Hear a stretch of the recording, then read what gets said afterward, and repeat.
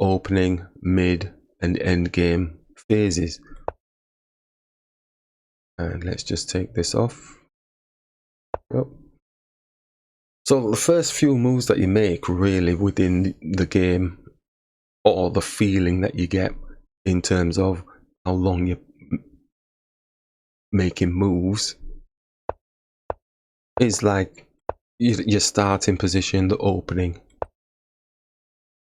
So in this game here, the first 4 moves, there or thereabouts, feeling definitely that the opening bit has been done.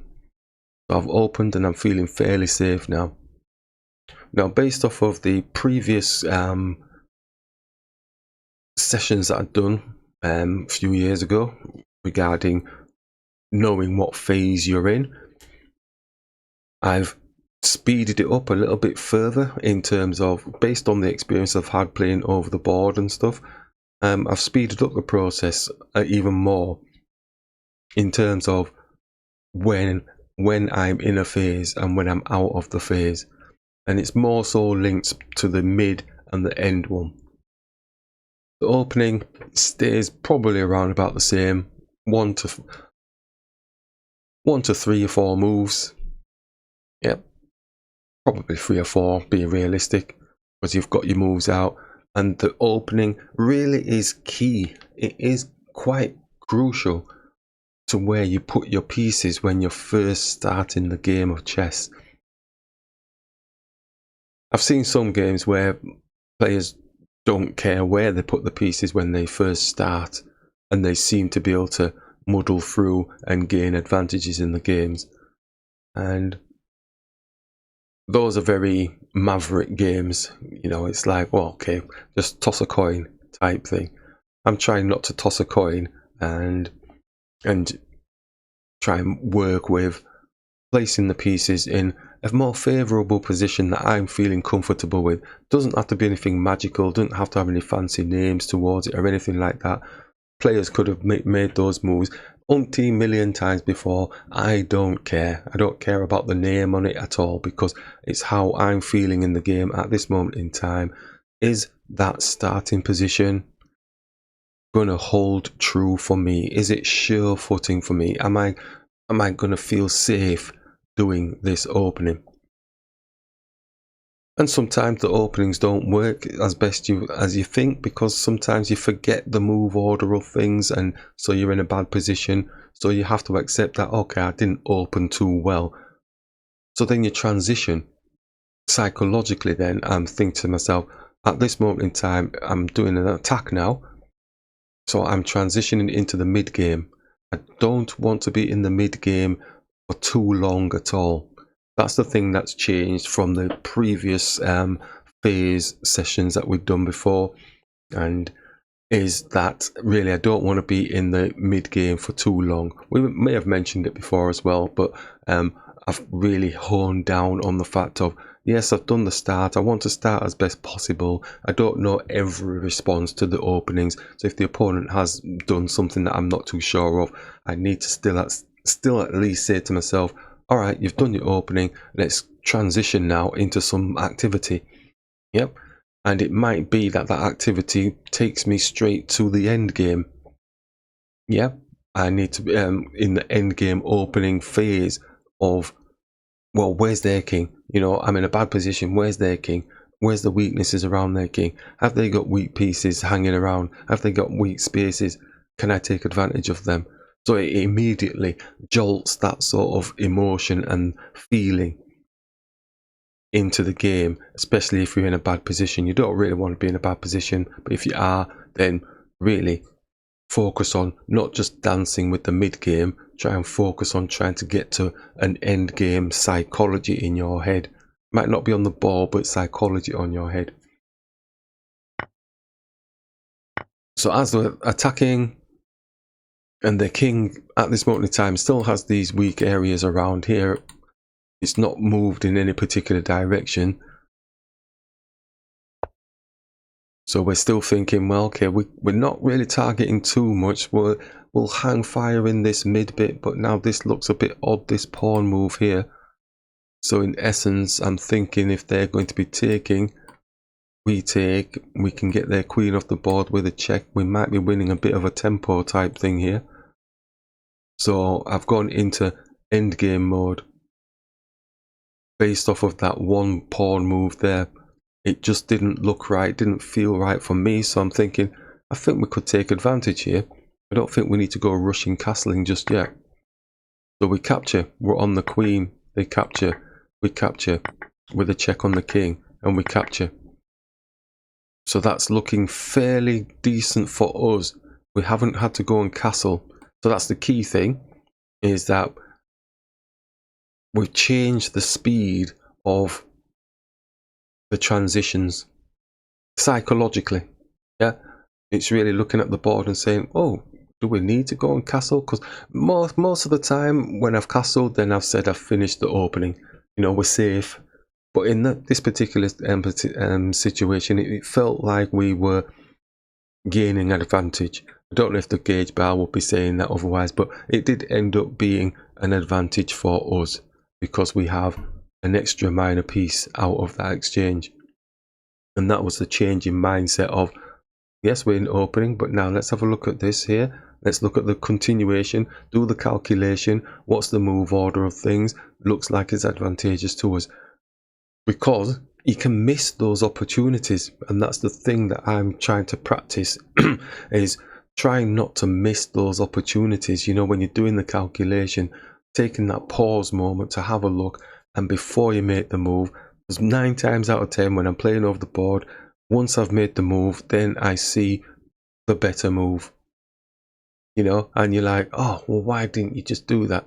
Or you'll take it home and then you'll see the better move. Or you'll see it during evaluation with the computer, and then you go, oh, why didn't I do that? But the key thing is the physical movement of the piece in the game, and then noticing that there was a better move as you've placed your piece down. That's the most annoying one. That's the one I'm trying to break. But in this particular game here, was demonstrating that for myself, in that taking that time, do the calculation, see if there's anything better before you lose tempo by being too protective and going for a castling or making some other type of move that loses your tempo in terms of gaining an attack towards the king area or the weak pieces or the weak squares. So now we're in kind of full-on attack mode in a sense. We're in the end game opening phase now, and it's not just because the queens are off the board either. We were in end game mode before then because we'd done the calculation of this pawn move here. So the queens were still on the board, and we said, no, we're in end game mode now. We have to take this opportunity, look at this objectively, logically. It can be done. It does look like it may give us an advantage, depending on what the opponent does. Obviously, they didn't have to do the moves. Just going to take a little peep and see. Nothing major. Yep, nothing major. Minus 0.8. So what move did they make that really gave us that advantage? So knight going there, it's just minus 0.5. So there's nothing major at all. And they should have taken with their pawn to kind of balance it out. Yep. So it's all down to what the opponent does. And I've mentioned this before in the inevitability of chess video, where basically at the end of the day, your calculation, best possible, it may not work. And we're all reliant on the opponent basically making a blunder. We're all sitting waiting for the opponent to make a mistake, make an inaccuracy, have a strategical meltdown or a planning meltdown, whatever. We are all hoping that that happens. And that's case in point here, where the opponent has misread the situation and they've actually grabbed, and it's a major downfall for them. So at this point in time, we are totally in proper endgame mode, and like we said, we were in endgame mode from the calculation with the knight move, with their pawn move, sorry. And now it's now looking to get position as best possible, just targeting weak areas and just taking the advantage and looking to see if we can improve our position as best possible.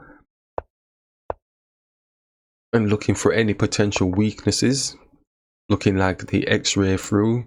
So basically saying, well, going to bring the rook back somewhere, we'll take it off the board, and then maybe potentially we can grab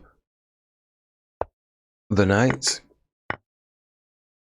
So no issues there, and now we can take a pawn. Always very mindful of thinking, well, but he's got a dark square bishop, so it's not going to be hitting here. So putting checks on. That's all endgame stuff now, just appropriate targeting as best possible. May have been some blunders, let's have a look. So we're just defending this bishop, and it just said just take the bishop then, didn't it? So there's not much left for them to do really, so we're just capturing, and at that point then that's checkmate. So the practice of knowing the phases, whether it's via the wording of the open, mid-game and end-game, or how you generally feel about the game from the start up to the middle into the end of the game, so however you're feeling emotionally about the game, however you play your game, there is a start, there is a middle, and there's an end to the process.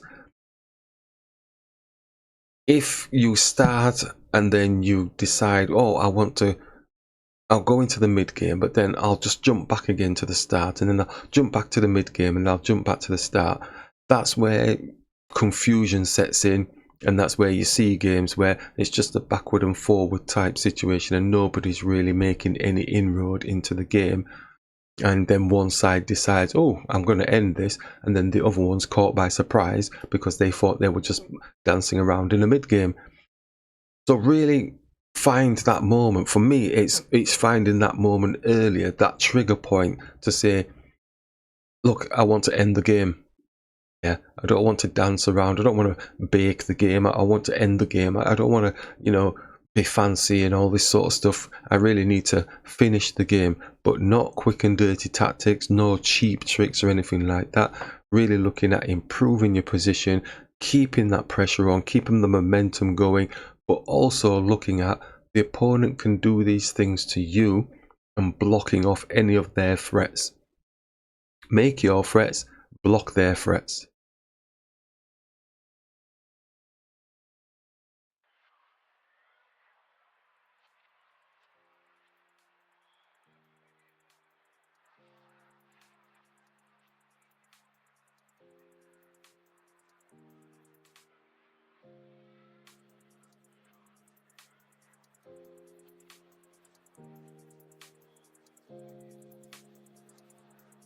This is a 10-5 game.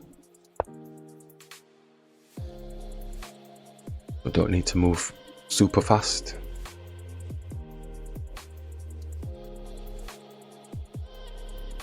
I think the key thing really is about understanding what phases you're in, or whatever feeling you're feeling during the game. Don't necessarily have to be like carte blanche, a opening, mid or end. It might just be a general feeling that you have of the game. So you have to understand when you're in those modes, either in the phases or in the feelings.